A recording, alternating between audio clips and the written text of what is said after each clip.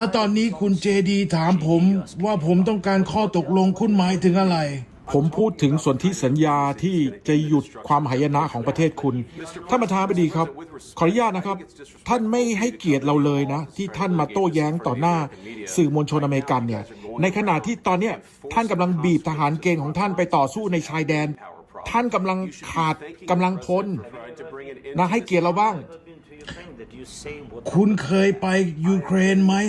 เคยเห็นปัญหาไหมผมเห็นเรื่องราวของประเทศของท่านและผมเห็นท่านเนี่ยตบตาชาวโลกโฆษณาชวนเชื่อของท่านนะผมเห็นหมดแล้วท่านกล้าปฏิเสธไหมล่ะว่าท่านกำลังมีปัญหาและท่านคิดว่าท่านจะมาเยือนทำเนียบเราในประเทศของเราและโจมตีรัฐบาลเรารัฐบาลที่กำลังยุติความหายนะของประเทศของท่านเนี่ยผมตอบอย่างนี้ดีกว่าคำถามมันมีเยอะมากในช่วงสงครามเนี่ยทุกคนมีปัญหาหมดนะประเทศคุณเนี่ยถึงแม้จะมีท้องทะเลที่สวยงามคุณอาจจะยังไม่รู้สึกแต่ในอนาคตคุณอาจจะรู้สึกก็ได้เฮ้ยเดี๋ยวก่อน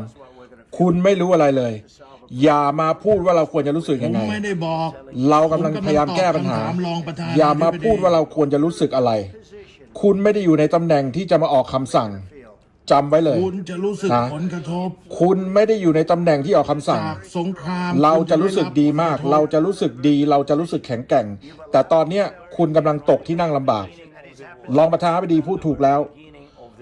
คุณไม่ได้ถือไพ่เหนือใครแต่ถ้าเราช่วยคุณอาจจะมีโอกาสต่อรองคุณกำลังเล่นไพ่อยู่คุณกำลังเล่นพนันอยู่คุณกำลังเดิมพันกับชีวิตคนเป็นล้านๆคุณกำลังเล่นกับความเสี่ยงที่จะทำให้เกิดสงครามโลกครั้งที่3เสี่ยงที่จะก่อให้เกิดสงครามโลกครั้งที่3และคุณไม่ให้เกียรติเราเลยไม่ให้เกียรติประเทศเราเลย